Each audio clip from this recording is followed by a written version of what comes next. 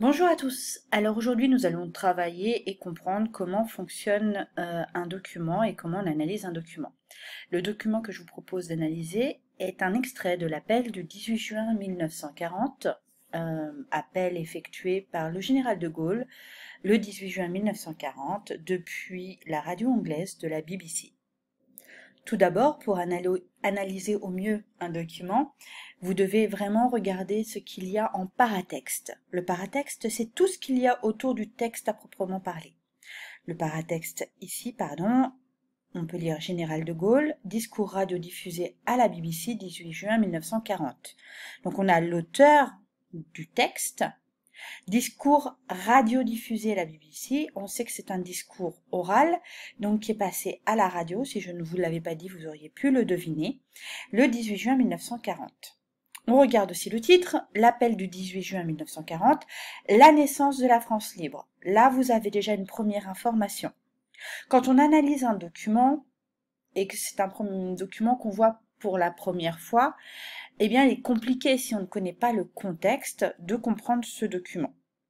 On peut avoir quelques informations à la première lecture, mais un document n'est vraiment compréhensible qu'à la lumière de son contexte. C'est pour ça que nous allons voir maintenant le contexte et la façon dont a été passé cet appel.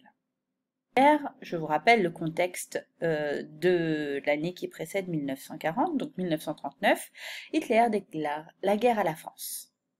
Vous voyez un petit dessin ici qui représente Hitler. On le reconnaît notamment à son brassard avec la svastika, donc le drapeau, la croix gammée, pardon, qui représente le drapeau nazi. Et donc là, on voit bien sa volonté de conquérir l'Europe. La France et la Grande-Bretagne entrent en guerre, mais rien n'arrête l'armée allemande qui attaque ensuite le territoire français. C'est la panique. L'armée française ne parvient pas à bloquer l'avancée des chars ennemis. Plus de 8 millions de civils fuient sur les routes. La percée allemande est tellement rapide que le 14 juin, les nazis défilent déjà dans Paris. Désemparé, le gouvernement se réfugie à Bordeaux. Parmi ses membres, le général de Gaulle, nommé quelques jours plus tôt, cherche des moyens pour poursuivre la lutte. Ainsi, le 16 juin, il se rend en mission officielle à Londres et retrouve le Premier ministre anglais Winston Churchill, convaincu lui aussi qu'il faut poursuivre le combat. Je vous rappelle, comme on l'a vu précédemment, que le 16 juin, c'est la date à laquelle le maréchal Pétain est appelé justement au gouvernement, par le gouvernement, pour devenir président du Conseil. Et c'est d'ailleurs le lendemain qu'il fera son discours où il annonce, où il demande l'armistice, l'arrêt des combats. Pendant ce temps, en France, les choses ont bien changé.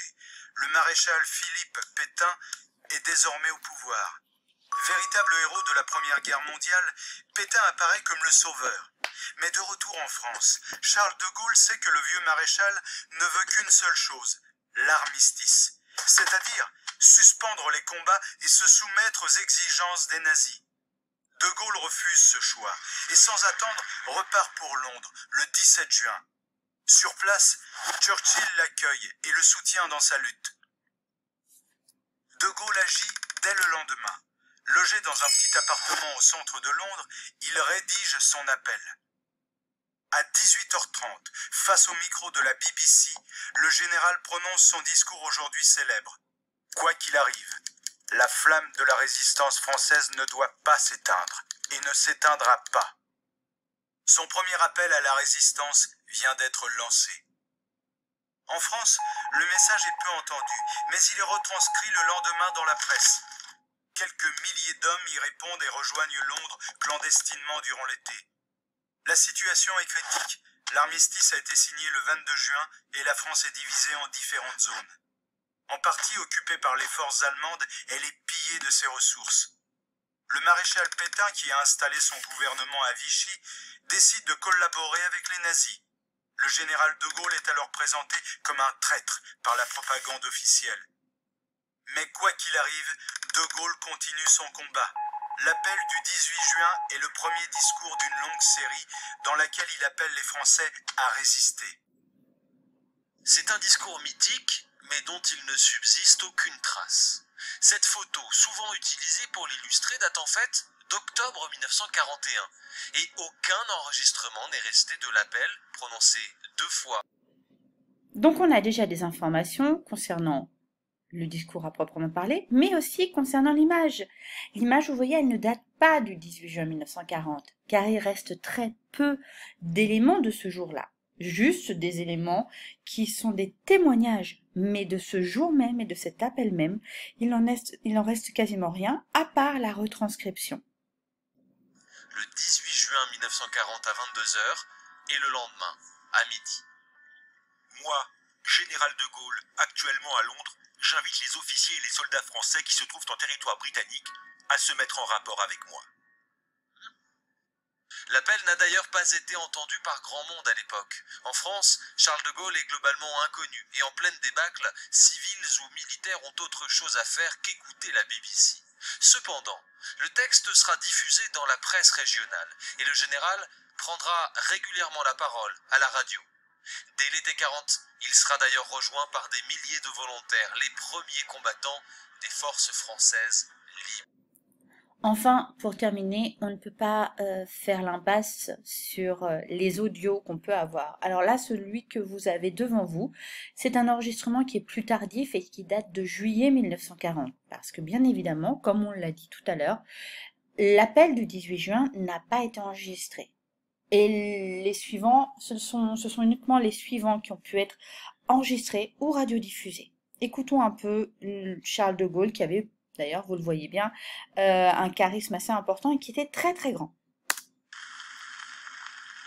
La défaite française a été causée par la force mécanique, aérienne et terrestre de l'ennemi.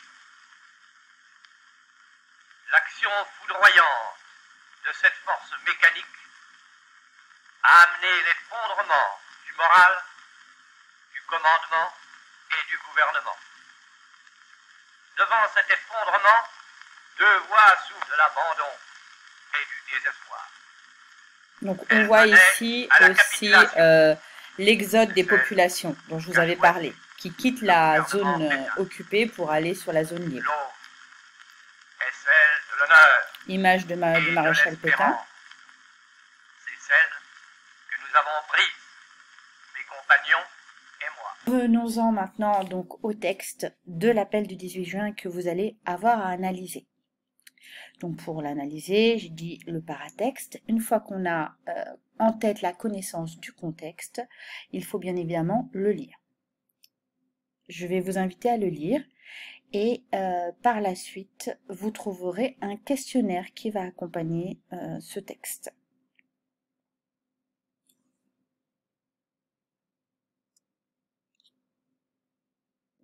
Pour ceux d'entre vous qui tomberaient sur cette vidéo par hasard et qui ne font pas forcément partie des élèves de ma classe, je vais mettre le questionnaire dans les commentaires afin que vous puissiez éventuellement y répondre et j'apporterai aussi une correction.